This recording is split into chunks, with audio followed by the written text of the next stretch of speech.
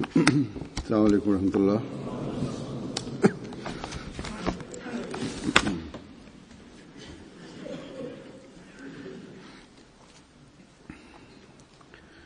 अशहदु अल्ला इलाहा इल्लल्लाह वहदहु ला शरीका लहु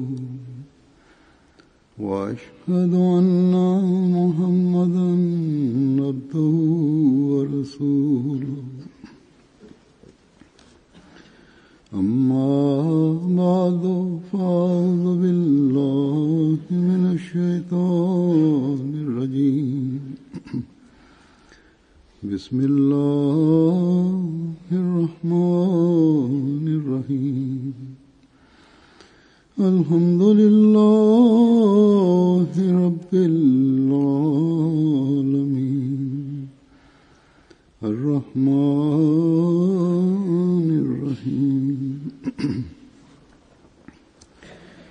मालिकि यौमिद्दीन इय्याका नअबुदु व इय्याका नस्तईन इहदिनस सिरातल मुस्तकीम सिरातल लज़ीना अनअमता अलैहिम गैरिल मग़दूबि अलैहिम वलद्दाल्लीन। Kur Hazrat Kalifi Dut radhiyallahu anhu trafin ngjarje nga jeta e Mesihut te premtuari selam, ai mjeshtërisht për atyre nxjerr ato përfundime që i tregojnë besimtarit shtigje të sigurta drejt besimit dhe e bëjnë atë më të aftë për të njohur Zotin e lartësuar dhe për të identifikuar dhe për të përvetësuar besimin ashtu siç duhet. Njëherë, teksa mbante një fjalim dhe shpjegonte tafsirin e ajetul kursis, ai u ndal në pjesën lahu ma fis samawati wa ma fil ard man dhal ladhi yashfa'u indahu illa bi'idhni. Domethënë e atij është gjithçka që gjendet në qiell dhe gjithçka që gjendet në tokë. Kush është ai që mund të ndërmjetësojë pranë tij pa lejen e tij?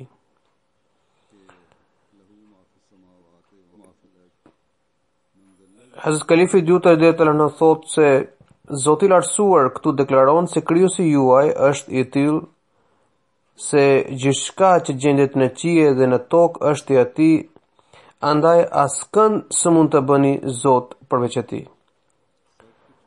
Disa thonë se ne nuk e adhurojmë askënd përveç Zotit, dhe askujt nuk i drejtohemi përveç atij. Megjithatë, duke i konsideruar të dashurit e Zotit, ata u quajnë zurata pra këtyre njerëzve dhe u shprehin dëshira dhe lutje dhe shpresojnë gjoja ata do të ndërmjetësojnë pranë Zotit. Ndërsa Zoti deklaron qartësisht se askush s'mund të ndërmjetësojë pa lejen e tij. Në këtë kohë nuk ka qenë askush më i madh se Mesihi premtuari selam. Por kur u sëmur Abdurrahim Khan Sahibi, pra djali i Nevab Muhammad Ali Khan Sahibit, i cili pra ishte i sëmur, Mesihi premtuari selam bëri shumë lutje, por si përgjigje mori shpallje se ai nuk do të shpëtojë. Mesihi premtuari selam mendoi se Nevab Muhammad Ali Khan Sahibi ishte shpërngulur në Kadian duke lënë gjithçka në Malerkotla, pra në vendlindjen e tij, dhe vdekja e djalit do të ishte një sprovë mjaft e mundimshme. Dhe duke menduar këtë, Mesihi premtuari selam i drejtua Zotit se o Allah, unë ndërmjetësoj para teje për shërimin e këtij djali. Ai me njëherë mori këtë shpallje, man dhal ladhi yashfa'u indahu illa bi'idhni. Do me thënë, kush është ai që mund të ndërmjetësoj pranë tij, pa lejen e tij? Ja, shiko çfarë kalibri kishte Mesihi premtuari selam, ata e priste ummeti për 13 shekujve, por kur ai ndërmjetësoi para Zotit në një çështje, Allahu ju drejtua atij duke thënë: kush je ti? Kush je ti që ndërmjetëson pa leje?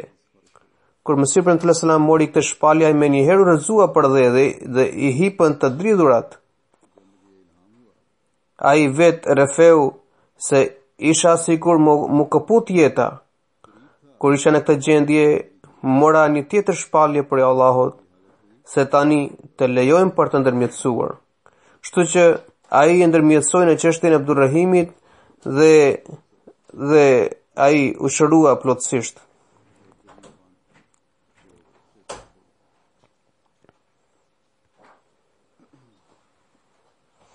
Kjo ishte plotësisht mirësia e Zotit që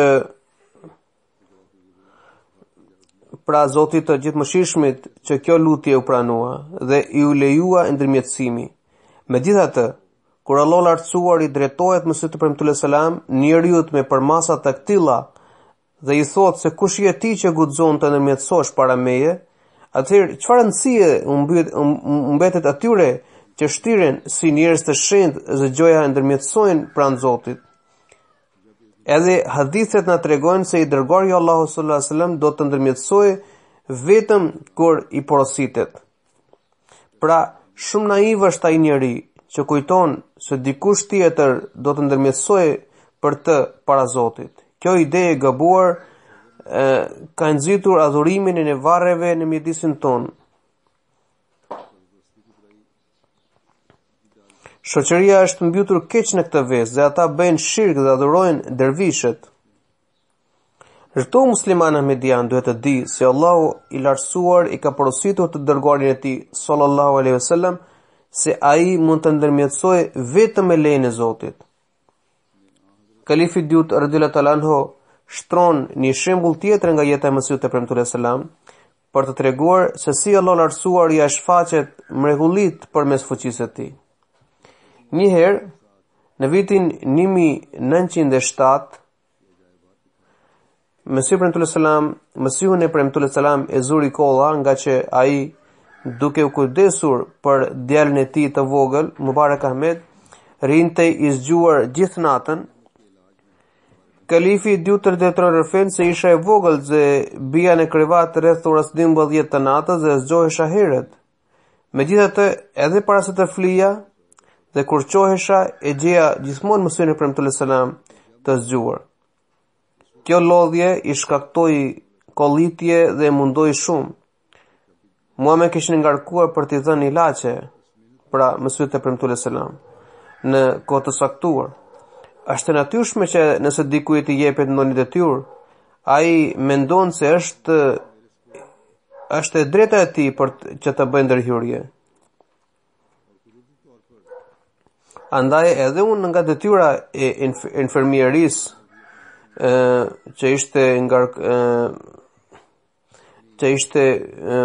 mua më ishte besuar, e konsideroja të drejtën time për të ndërhyrë dhe për të këshilluar në ushqimin e tij. Mesih premtues selam përdorte ashtu siç përdorte ilaçe popullore të përgatitura nga kalifi i parë radhiyallahu anhu, si dhe ato moderne, por kolla i atësaroi gjithnjë e më shumë. Abdul Hakimi, i cili pasi që u largua nga xhamati, ishte bërë kundërshtar i tij dhe duke mësuar për sëmundjen e Mesihut të premtues selam, pra që vuante nga kollitja, kishte shkruar se ai, pra Mesihut të premtues selam, madhalla vuan nga tuberkulozi dhe kjo sëmundje do të jetë vdekje prurse për të. Unë kisha merak që kundërshtarët të mos gjenë asnjë arsye për të gëzuar. Njëherë dikush i dërgoi disa fruta si dhuratë dhe unë i çova Mesihut të premtues selam. Duke i parë të fruta, huzuri më porositi të falenderoja atë musafir dhe pastaj mori një banane për e tyre. Me që unë kujdesesha për ilaçet e tij ose për të më mësuar mua, Mesih premtues selam më pyeti, si është banane në koll? Pra, si është indikimi i bananes në gjatë kur në koll. Unë i përgjigja se nuk bën mirë. Ai buzëqeshi pak dhe e qëroi bananen dhe filloi të hante. Unë i thash se kolla është e fortë dhe kjo nuk ju bën mirë, por ai vazhdoi të hante. Unë nga padituria i thash me këmbëngulje se ai nuk duhet të hante këtë. Ai sërish buzëqeshi dhe më tha, unë sapo kam marrë shpalje dhe kolla është larguar. Ati ju shërua kolla me një herë edhe pse nuk kishte pirë asnjë ilaç, as nuk kishte bërë kujdes për në ushqim. Madje ishte treguar i pakujdesshëm në ushqim. Megjithatë, ai u shërua plotësisht nga kollitje. Përpara kësaj ai kishte përdorur mjekim për 1 muaj radhazize, por dhe nuk kishte parë asnjë përmirësim. Pra, kjo është fuqia e Allahut. Ndonë se njeriu sëmuret nga pakujdesia dhe shërohet nga mjekimi. Por nëse do Zoti ai ndërhyjnë në ligjin e tij. Për këtë qëllim, Allah i ka dhënë robit mjetin e lutjes që ai t'i drejtohet atij duke thënë se o Zoti im, unë jam stërmunduar dhe i lodhur nga gjendja ime. Të lutem, më shëro duke ndryshuar gjendjen time.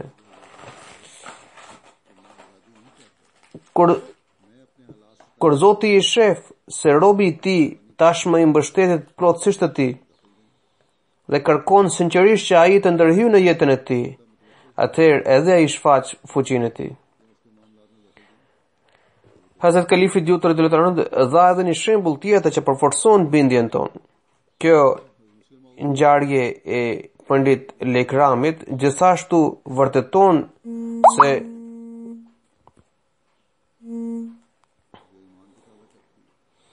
gjithashtu tregon se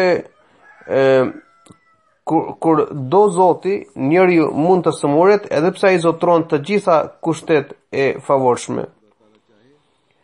Në çështjen e Lekramit, Mesih premtues selam kishte marrë shpalje se Lekrami do të vdiste në ditën pasardhëse të Bajramit. Kjo ngjarje duhet të ndodhte brenda afatit 6 vjeçar nga shpalja e profecisë. Ai nuk ishte të vështirë të ndërmerrte masat e sigurisë për disa ditë gjatë 6 viteve. Megjithatë, Zoti i plotfuqishëm përmbushi profecinë e tij edhe pse të gjitha kushtet ishin të kundërta. Pra ishin kaluar 5 vjetë dhe ishte viti fundit i përmbushjes së kësaj profecie. Data 6 mars ishte e dekretuar për vdekjen e tij. Më 1 mars, komiteti i tij, pra Arye Samaj, i dha urdhër të nisej për në multan. Ai deri më 4 mars kishte mbajtur 4 ligjërata. Pastaj komiteti e porositi që të nisej për në Sakar. Por me që ishte përhapur murtaja atje, Arya Samajit e Multanit nuk e lejuan të shkonte atje. Pastaj ai u nis për në Muzaffarnagar, por nuk dihen arsyet se pse më 6 mars ai u kthye në Lahore, pra në vendlindjen e tij. Nëse ai nuk do të ishte kthyer në Lahore, nuk do të përmbushe kjo profeci.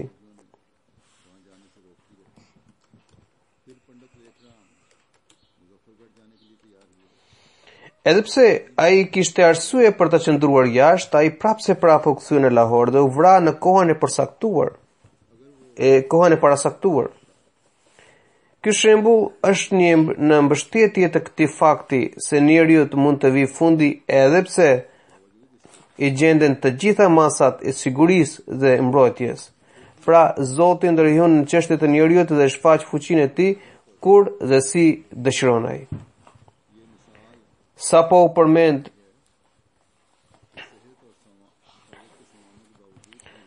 përmend emri i Mubarak Ahmedit, pra djalit të vogël të Mesihut të premtuar selam, kujdesi i të cilit kishte përkeqësuar shëndetin e Mesihut të premtuar selam.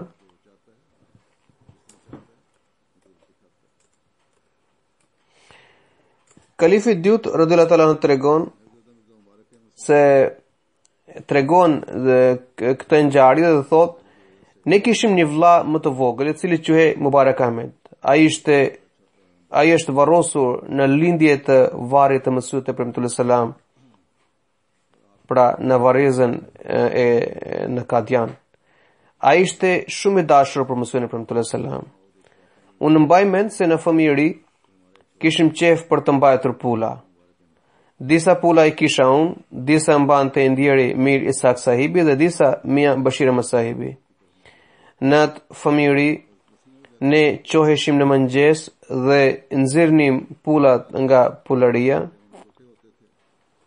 E pastaj me krenari numronim vezët. Vllai unë, Mubarak Ahmedi, gjithashtu bashkohemi ne në këtë lojë. Një ditë ai rastësisht u sëmur. Për të kujdese një dado nga Sialkoti, të cilën ne e quanim gjyshe se që quanin të tjerët. Kalifit të parë radhiyallahu anhu nuk i pëlqente që ajo të drejtohe si gjyshe. Kur Mubarak Ahmedi u sëmur, dadoja tha se fëmia u sëmur sepse rri gjithmonë me pula dhe qëndron në vend të pist. Mesih premtullah selam atëherë porositi që të numëroheshin pulat dhe fëmijëve të paguhe çmimi i tyre dhe ato pulat të thereshin dhe të konsumoheshin. Kjo tregon se sa shumë Mesih premtullah selam e donte djalin e tij, pra Mubarak Ahmedin. Kur ai u sëmur, Mesih premtullah selam u kujdes për të. E llastoi dhe e përktheli dhe të cilat i ka përshkruar edhe kalifi i dytë të në mjaft raste. Ai rëfen se Mesih premtullah selam e donte te masi Mubarak Ahmedin. Kur ai u sëmur, Mesih premtullah selam u kujdes për të me aq përkushtim sa që të tjerët menduan nëse i ndodhi diçka atij do të ishte shumë i rëndë për Mesih premtullah selam. Kalifi i parë radhiyallahu anhu ishte njëri shumë i përmbajtur dhe i guximshëm. Ditën që ndroi jetë Mubarak Ahmedi, ai i erdhi për kontroll pas faljes së sabahut. Unë kujdesesha për ilaçet e tij. Madje e shoqërova kalifin në parë radhiyallahu anhu në shtëpi, pra pas faljes së sabahut, atë ditë kur ai ndroi jetë. Isha unë, kalifi i parë radhiyallahu anhu, doktor Mirza Yakub Bey dhe ndoshta doktor Khalifa Rashiduddin sahibi. Kur kalifi i parë radhiyallahu anhu mbriti pranë tij, Mesih premtullah selam i tha se fëmia tashmë duket më i qetë dhe është në gjumë. Në fakt, ai ishte momenti i tij i fundit. Mubarak Ahmedi ishte i shtrirë me kokën nga veriu dhe këmbën nga jugu, ndërsa kalifi i parë radhiyallahu anhu qëndronte në anën e majt të shtratit të tij. Ai preku dorën për të parë pulsin, por nuk e ndjeu. Ai i kërkoi Mesihut premtullah selam që t'i sillte myshkun, ndërsa kontrolloi pulsin në krah, por nuk gjeti pulsin as atje. Kalifi i parë radhiyallahu anhu i kërkoi sërish Mesihut premtullah selam: "Huzur, ju lutem, më silni myshkun shpejt." Ai tani kontrollonte pulsin nën sqetulla, por nuk e ndjeu as atje. Ai në shqetësim i sipër i tha Mesihut premtullah selam: "Huzur, ju lutem, nxitoni për të sjellë myshkun." Mesih premtullah selam në këtë moment po hapte valigje me qelsa. Pasi që kishte kërkuar myshkën për herë të fundit, kalifi i parë radhiyallahu anhu ai mendoi se vdekja e Mubarak Ahmedit do të hidhroje rënd Mesihun premtullah selam dhe edhe pse ishte njëri shumë i guximshëm, e zun të dridhura të forta në këmbë dhe nuk mundi dot të qëndronte në këmbë dhe u ul për tokë. Ai mendonte se ndoshta zemra rreth akoma dhe me anë të myshkut trupi do të fitonte fuqi. Por zëri i tij tregonte se kjo shpresë ishte e kotë. Kur Mesih premtullah selam dëgjoi trashësinë e zërit të kalifit të parë, ai menjëherë kuptoi se ishte qasti i fundit i Mubarak Ahmedit. Ai lë valigjen dhe i u drejtua kalifit të parë: "Moli sahib, ndoshta djali ka ndruar jetë. Pse jeni aq të shqetësuar? Pse jeni aq i shqetësuar?" Ai ishte amanet për e Zotit. Dhe tani erdhi momenti që ai ta marrë atë. Si mund të kemi ankesë për këtë? Pastaj tha, ndoshta keni menduar se nga që i kam shërbyer aq shumë Mubarak Ahmedit, andaj kjo vdekje do të ishte tragjike për mua. Kjo ishte detyra ime që t'i shërbeja. Dhe këtë e kam përmbushur. Ndërsa tani, kur ai ka ndruar jetë, ne pajtohemi plotësisht me dëshirën e Zotit. Dhe ai me njëherë u angazhua për të shkruar letra antarëve të xhamatit. Kalifi dyut, radhiyallahu ta'ala anhu, gjithashtu rrëfen se aty ku ishin ilaçe, ishin vënë edhe kartë postale. Ai tashmë në vend të ilaçeve i mori kartë postale dhe filloi të njoftonte miq të afërt për vdekjen e Mubarak Ahmedit, duke shkruar se ai ishte emaneti prej Allahut, të cilin e mori ai. Nëse në një anë detyra e besimtarit është që aq sa mundet të vinë në ndihmë të tjerëve, të shërbejë atyre duke e konsideruar këtë si sevap, dhe nëse përmbushet dëshira e Zotit në çfarëdo mënyre, ai nuk shpreh asnjë shqetësim apo pikëllim. Kur e godet fatkeqësia, ai shpreson te mirësia e Zotit, ndërsa ata që vajtojnë jo vetëm që tërheqin mundime në këtë botë, por i pret ndëshkim edhe në ahiret. Dhe kush mund të jetë më fatkeq se ai që bie në mjerim dhe hidhërim dy herë radhësi? Pra, të heq vajtje në këtë botë dhe të kaloj vështirësi edhe në botën tjetër.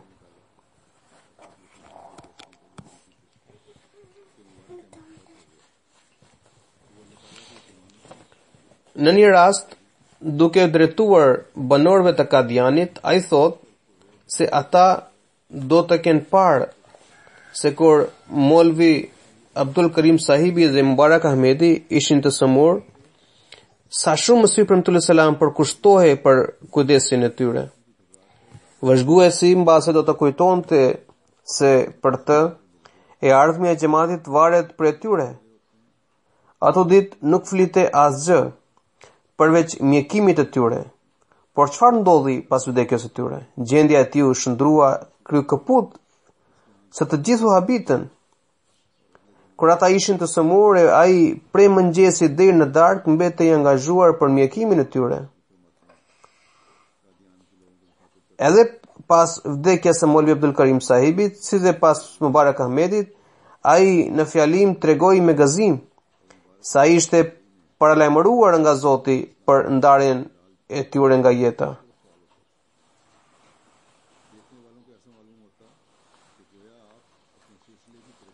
Pastaj duke rrëfyer këtë ngjarje, kalifi dyut radhiyallahu anhu tregon se pas vdekjes së Mubarak Ahmedit, kur Mesih premtues selam doli nga shtëpia, njerëzit e prisnin për jashtë. Ai u drejtua atyre dhe tha: "Kjo është një sprovë për Zotit.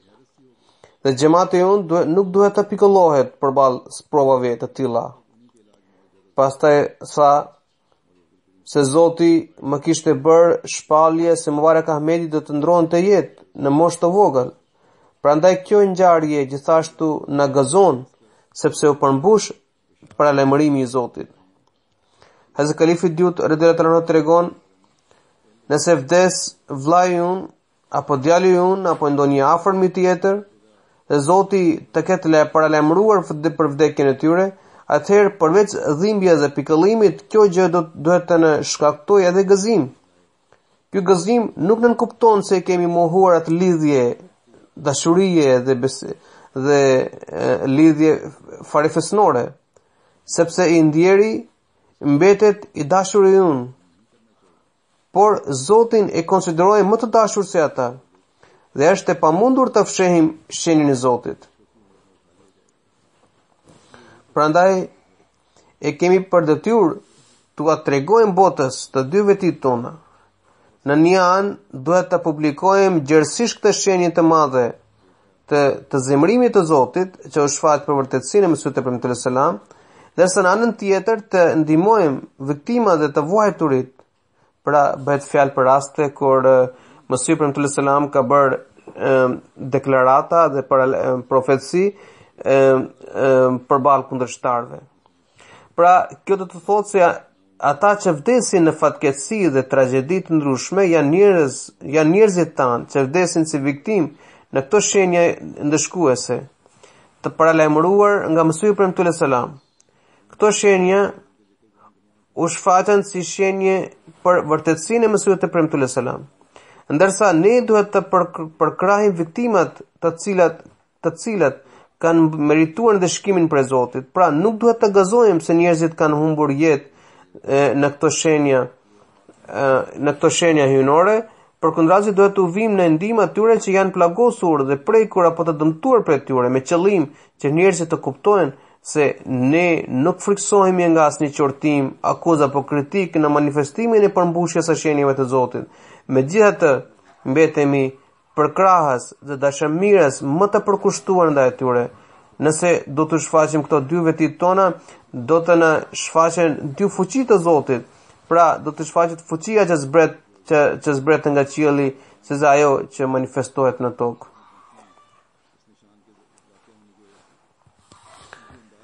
Këto ngjarje shfaqin aspekte të ndryshme të jetës së Mesihut të premtues selam. Përkushtimi i tij për të shërbyer fëmijës, kujdesi për mjekimin e tij, angazhimi për të përkrahur një mik të ngushtë dhe vëmendje për të kujdesur dhe vëmendje për të kujdesur për të. Të gjitha këto ishin shembullore, por kur përmbushet ndonjë profeci, ai menjëherë shfaq gëzimin e tij. Pra kur shfaqet fuqia e Zotit, ai pajtohet plotësisht me të dhe vepron sikur nuk i kishte ndodhur asgjë. Pra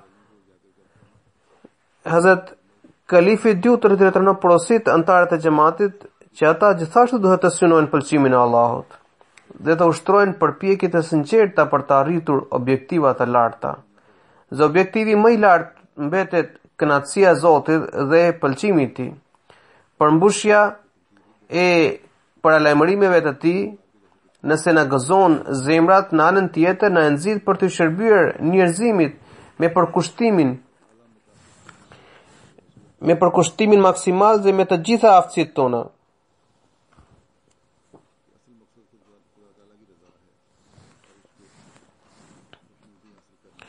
Hazrat Kalifi II radhiyallahu anhu, lidhur me zgjuarsinë dhe dëlirësinë e sahibzada Mubarak Ahmedit, thot se unë sqaroj çështjen e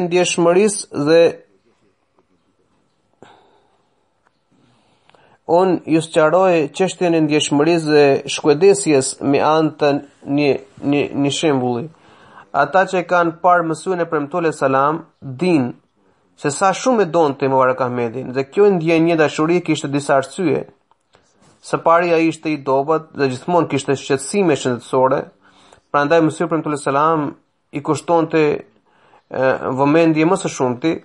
Së dyti ai ishte edhe më i vogël ndër ne, dhe edhe në moshë, por i shkathët dhe i zgjuar.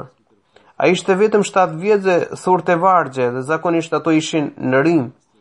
Zgjuarësia dhe mendjempratësia e tij ishin të tilla se kur Mesih premtues selam shkroi poemën e tij të gjatë që përfundonte me fjalët Yehihe, ai në pyeti për të gjetur rim, Mubarak Ahmedi gjeti më shumë rim dhe shumica prej tyre ishin shumë të sakta. Hazrat Kalifi II radhiyallahu anhu rrëfen një ngjarje tjetër që na mëson se për të shfaqur atributin Rabb të Allahut duhet i shërbejmë njerëzimit jo vetëm shpirtërisht dhe moralisht, por edhe fizikisht. Ai tregon se unë kur nuk mund të harroja të pamje, isha i ri, ndoshta 16 apo 17 vjeç, kur motra jonë e vogël, e cila ishte vetëm disa muaj, ndroi jetë. Ne përsollëm gjenazen deri në varrez për të varrosur atë. Pas gjenazes, Mesih premtues selam e ngriti kufomën dhe mbajti me në duart e tij. Mirza Ismail Beg sahibi, i cili kishte një dyqan bulmeti në Kadian, doli përpara dhe i tha: "Huzur, më lejoni ta mbaj unë?" Mesih premtues selam u kthye dhe i tha: "Kjo është bija ime." Do me thënë, duke qenë bia ime, shërbimi i fundit fizik që mund t'i bëja asaj është ky që ta çoj vet deri në varr. Hazrat Kalifi Dyut radhiyallahu anhu ndalet këtu për të nënvizuar se nëse ju dëshironi të bëni shëmbulltyre Zotit të botrave, atëherë ju duhet t'i shërbeni krijesës. Nëse ju keni dhuruar gjithçka që kishit në pronësi në shërbim të fesë, ndërsa të ardhurat tuaja keni dhënë për shpërhapjen e Islamit, atëherë do të bëni shëmbulltyre atributit Malik. Në këtë mënyrë, ju sigurisht mund të pasqyroni atributin Malik, por jo atë Rabbul Alamin. Jo vetëm atë Rabbul Alamin, sepse për të duhet të punoni me dorë, me mundime, me përpjekje dhe të angazhoheni në dobi të shtresës së varfër. Kjo është një shpjegim i bukur i shëmbulltyrës së atributit Rabbul Alamin. Jo vetëm që duhet të punojmë, vetë, por duhet të shërbejmë duhet të shërbejmë si të afërmit tan, por edhe duhet të shërbejmë jo vetëm të afërmit tan, por edhe të tjerëve.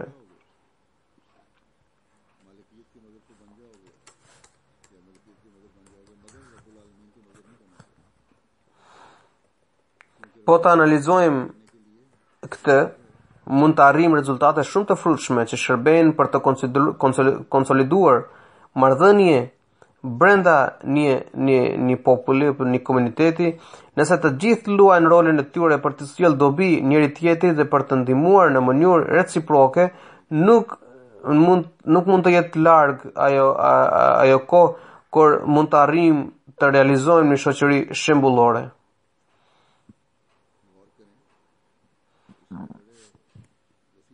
Hazrat Kalifi Dyut radhiyallahu anhu duke rrëfyer një ngjarje që pasqyron bindjen e Mesihut te premtues selam për pranimin e lutjeve dhe vërtetësinë e tij, thot se në kohën e Mesihut te premtues selam lindi një mosmarrveshje midis muslimanëve ahmedian dhe atyre të tjerëve lidhur pra që nuk ishin ahmedian, lidhur me një xhami në qytetin Kapurtala.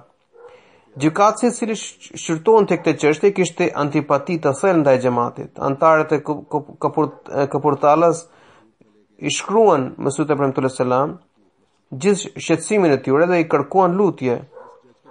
Mesihu premtues selam u përgjigj se nëse jam i vërtet, atëherë xhamin do ta keni ju. Pra vendimi do të shpallet në anën tuaj. Ndërkohë, gjykatësi vazhdonte me qëndrimin e tij të ashpër dhe përfundimisht ai shkroi vendimin përfundimtar duke privuar ahmedianët nga e drejta e tyre mbi përdorimin e xhamisë. Por, të nesërmen, pra ditën kur ai duhet të shpallte këtë vendim, ai po përgatiten në shtëpi për të shkuar në gjykat dhe i tha shërbëtorit që t'ia vishte këpucët. Shërbëtori ja kishte veshur një këpucë dhe ndërsa i vishte këpucën tjetër, dëgjoi një zë të pazakonshëm. Kur e pa gjykatësin, atij kishte rënë infarkti. Kjo goditje rezultoi fatale për të dhe brenda çasteve ai vdiq menjëherë. Pas vdekjes së tij, e zvendsoi një gjykatës tjetër, i cili ndryshoi vendimin e mëparshëm dhe vendosi në mbështetje të xhamatit. Kjo ngjarje ishte një shenjë jashtëzakonshme për anëtarët e xhamatit, e cila u përforcoi besimin. Dhe kjo është praktika e përhershme e Allahut, se ai jep lajme nga e ardhmja nëpërmjet të dërguarve të tij. Dhe përmbushja e këtyre ndodhive u ashton bindjen besimtarëve.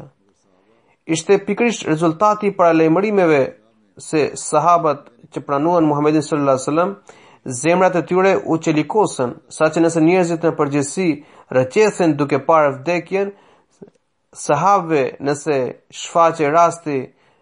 u shfaqe rasti për të dhënë jetë në rrugën e Zotit, ata i vërsuleshin në saj rrugë me gëzim duke ngritur sloganin fustu wa rabbil Kaaba, se pasha Zotin e Qabes unë kam triumfuar. Hazrat Kalifi Dyut radhiyallahu anhu rrëfen një ngjarje që tregon përmbushjen e një ëndre brenda disa minutave. Hazrat Kalifi Dyut radhiyallahu anhu shpjegon se nganjëherë Zoti i shfaq robit një vegim, edhe pse ai është në gjendje të zgjuar, dhe ky vegim nuk kërkon asnjë interpretim sepse përmbushet absolutisht njësoj, pra në mënyrë identike, ashtu siç është parë. Pra ashtu se Zoti i kishte shfaqur njeriu. Raste të tilla gjenden edhe në jetën e Mesihut të premtuar selam. Njëherë Mesihut të premtuar selam ju shfaq një vegim që Mubarak Ahmedi është rrëzuar afër qëllimit dhe kishte marrë plagë të rënda. Nuk i kishin kaluar as 3 minuta këtij vegimi që Mubarak Ahmedi, i cili qëndronte afër qëllimit, u rrëshqit dhe u vra keq saqë rrobat e tij u bën me gjak. Pastaj, duke përshkruar gjendjen fillestare të Kadianit dhe zhvillimin e tij dhe të xhamatit, Hazrat Kalifi Dyut radhiyallahu anhu rëfen se ishte një kohë kur nuk ishte asnjëri me Mesihun e premtuar selam. E pastaj u bën mira persona që ju bashkuan, ndërsa sot kjo shifër është në miliona. Atëherë Mesihu i premtuar selam nuk kishte asnjë ndjekës në krejt Punjab, ndërsa sot jo vetëm në Indi, madje Ahmedianët janë përhapur në të gjitha kontinentet. Po të jetë vërtet se askush nuk e beson, Mesihun e premtuar selam, atëherë nga erdhi gjithë ky popull.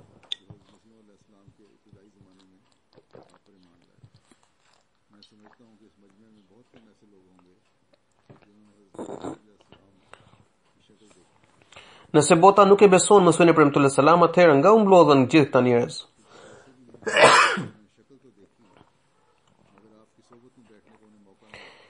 Ndërsa sot shtete të tëra po i bashkojnë këtij xhamati. Ja shikoni këtu. Shumë pak njerëz që gjenden këtu para meje, pra thot Kalifi Dyut radhiyallahu anhu, duke mbajtur atë fjalim, thot, ja shikoni këtu, shumë pak njerëz që gjenden këtu para meje mund të kenë parë Mesihun e premtuar alayhis salam. Mesiu. Shumica janë ata që ja kanë parë fotografinë, janë edhe të këtill që i kanë parë fytyrën, por nuk patën rast të qëndronin në shoqërinë e tij. Janë shumë pak njerëz, ndoshta jo më shumë se disa duzina, që kanë përfituar nga shoqëria e Mesihut të premtuar selam dhe kanë dëgjuar fjalët e tij. Pyetja është, se nga erdhen të gjithë këta njerëz? Lindja ime dhe themelimi i xhamatit dhe fillimi i betit përkohen me të njëjtën shtrirje kohore. Kur u bëra pak sa i vetëdijshëm, kishin kaluar disa vjet për thirrjen e Mesihut të premtuar selam dhe mbaj mend se Mesihu i premtuar selam dilte për shëtitje, nuk e shoqëronte askënd përveç Hafiz Hamid Ali Sahibi. Në atë kohë, vendi ku gjenden sot godinat e konviktit dhe shkollës së mesme Talimul Islam ishte shkret. Pra ai vendi ishte i shkret. Dhe ngjante si një pyll. Njëherë, kur ende isha i vogël, i kërkova Mesihut të premtuar selam me këmbëngulje që të më merrte për shëtitje. Aso kohë e gjithë ky vend ishte veshur me shkurre. Mesihu i premtuar selam më pranoi kërkesën, por nuk isha ecur shumë sa fillova ta qaja se jam i lodhur dhe nuk ec dot. Atëherë më mbante në krah Mesihu i premtuar selam dhe herë Hafiz Hamid Ali Sahibi. Pra ishte një kohë kur edhe pse Mesihu i premtuar selam kishte shpallur deklaratat e tij, numri i pasuesve të tij ishte shumë i vogël. Rrallë herë vinte dikush në Kadian, ndërsa sot, pra bëhet fjalë për vitin 1937, ai thot, ndërsa sot ne vazhdimisht duhet të njoftojmë se ata që kanë dëshirë të shpërngulen pra të vendosen në Kadian, duhet të marrin leje paraprake nga xhamati. Ndryshe ata mund të detyrohen për të kthyer mbrapsht. Pra, të gjitha këto ngjarje janë besimshtytëse. Zoti na shtoft besimin dhe bindjen dhe na bëft dobiprurës për xhamatin. Amin. Pas namazit të xumas do të udhëheq edhe një xhenaze në mungesë. Kjo xhenaze i përket zonjes Nasim Mahmud Sahiba, bashortja e Sayyid Mahmud Ahmad Shah Sahibit nga Karachi në Pakistan. e cila ka ndëruar jetë me datën 27 prill 2015 në moshën 58 vjeçare në Karachi nga kanceri. Inna lillahi wa inna ilaihi raji'un. Ne jemi të Allahut dhe tek ai do të kthehemi. Babai i së ndjerës kishte pranuar xhamatin në vitin e vështirë të 1953-shit, pra viti që shënoi trazira kundër xhamatit, kur ai kishte studiuar personalisht xhamatin. Pra nganjëherë edhe kundërshtimet qelin rrugë të tilla të pranimit të xhamatit. Ai punonte në forcat ajrore të Pakistanit dhe një herë duke udhëtuar në tren nga Lahori për në Karachi, disa hipini edhe një grup hoxhallarësh nga Rawalpindi, pra është një vend të Pakistan që njihet edhe për si qendër e ekstremizmit në Pakistan. Pra bëhet fjalë për vitin 1953. Ata i thanë se janë nisur për të bërë xhihad. E çfarë ishte ky xhihadi? Ata thanë që nuk do të qetësohemi derisa nuk azësojmë Ahmediatin. Ai thotë që kur erdhi kontrolluesi, pra erdhi kontrolli për të kontrolluar biletat e udhëtarëve, doli që Malik Muhammad Rafiq Sahibi, pra babai i së ndjerës, dhe një koleg i tij kishin bileta dhe askush nga hoxhallarët nuk kishte bler biletat e udhëtimit, pra e trenit. Po të ishte, edhe ai mendoi që po të ishte vërtet gjihadi i tyre, atëherë ata nuk kishin pse të shkaktonin dëm arkës së shtetit duke udhëtuar pa biletë. Huzuri shton që sot dëme janë më të mëdha se çka qenë në atë kohë. Dhe ai duke kthyer në fabrikën e tij në vendin e punës, pyeti që a kishte ndonjë Ahmedian atje, edhe ai pastaj u njoh me xhamatin, edhe duke studiuar xhamatin ai u antarsua në xhamat. Pra kështu Ahmediati hyri në familjen e tij. Ajo deri në vitin 1987 ishte punonte në profilin e mësimdhënies, pastaj deri nga viti 1997 deri në momentin e vdekjes shërbeu në xhamat me detyra të ndryshme. Ajo kishte bërë vësijat nga njerëz që i kanë lënë pas, është bashorti i tij i saj, Sayyid Mahmud Ahmad Shah Sahibi, janë 2 djemë dhe 2 vajza. Të 2 djemët janë imam, janë misionar, Hafiz Sayyid Shahid Ahmad Sahib, i cili shërben në Nigeri, ndërsa djali tjetër, Hafiz Sayyid Mashud Ahmad Sahibi, është profesor në Xhamia Ahmedia këtu në Londër, në Angli, i cili nuk pati mundësi për të marrë pjesë në xhenazën e nënës së tij. Ai, pra Sayyid Mashud Ahmad Sahibi, shkruan se prindrit tan dërguan, pra ne të 2 vëllezër na dërguan për të mësuar Kur'anin, për të bërë hafiz edhe për të shërbyer Zotit. Edhe të 2 pastaj pas kryerjes së mësimit të Kuranit, pra pasi që u bëm hafiz, vazhduam dhe u regjistruam në institucionin e teologjisë të xhamatit. Ai thotë që nëna jon në çdo çështje i jepte përparësi besimit, edhe ajo që nga lindja, që nga fëmijëria na kishte ngulitur këtë parim në mendjen tonë që ne duhet të shërbejmë xhamatit. Edhe thotë që kur ishim të vegjël mbaj mend që kur para se të flinim ajo na tregonte dhe na recitonte lutje nga Kurani, edhe sidomos këndonte vjershën e Mesihut te premtullah selam që përmban lutje për fëmijët e tij me shumë melodi dhe mallënxhim. Edhe të 2 këta vëllezër u bën hafiz, edhe pastaj duke dedikuar jetën, ata ndoqën studime fetare në xhamia dhe tashmë po shërbejnë si misionar. Ai gjithashtu shkruan që kur ne ishim në Rava, nëna jon vinte çdo muaj, vinte një herë në Rava.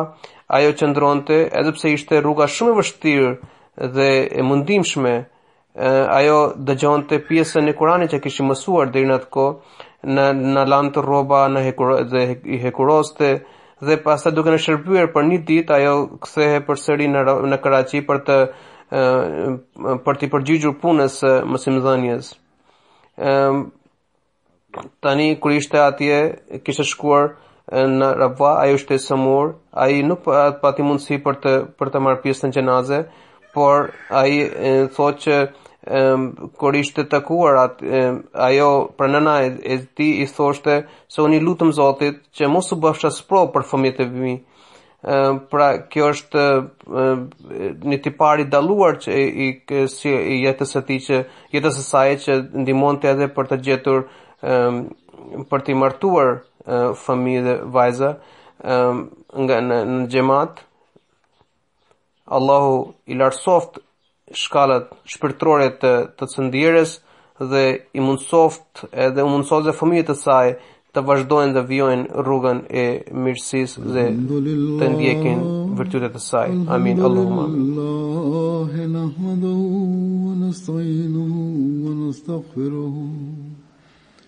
ونؤمن به ونتوكل عليه ونعوذ بالله من شرور أنفسنا ومن سيئات أعمالنا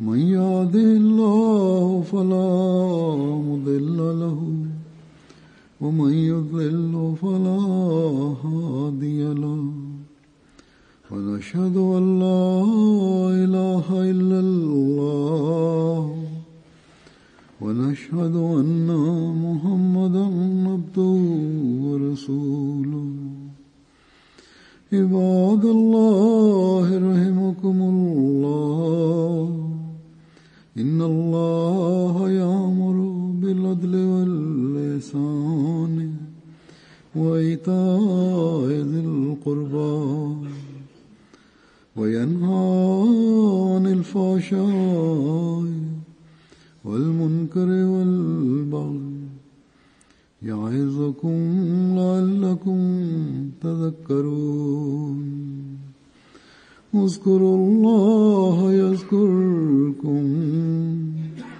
وادعوه يستجب لكم ولذكر الله أكبر